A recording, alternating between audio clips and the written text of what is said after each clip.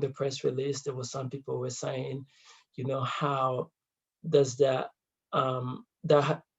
that's happening over there in America, it's not happening here, why are you, is it the same here? So that question, that person in the audience, there was somebody in the audience, because everyone when they, like people didn't come, it was just the press and few people who were there earlier.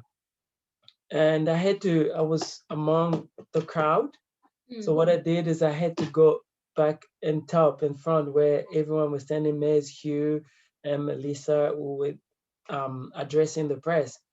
So I went up and uh, I spoke to them because it resonated to me, just for anyone to think that racism is not happening here in New Zealand is being either in denial or is just being blind or just because they haven't seen it yet.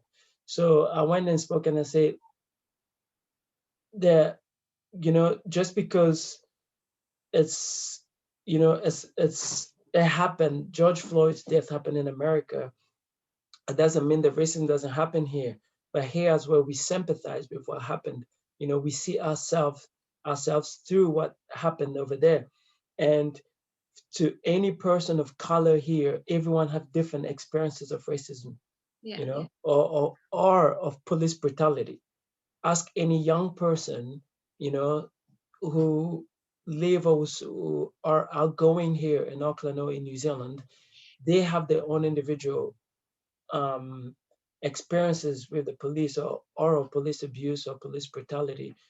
And yeah, I had to speak. I went and I gave my example. I say, yes, I have been targeted before just because of my skin, because of the type of car that I drive, by police officers. So you to stand there in the audience to say it doesn't happen here, it's just because you don't know about it doesn't mean that it doesn't happen. Maybe you should ask. So yeah, I was lucky to be part of it, part of the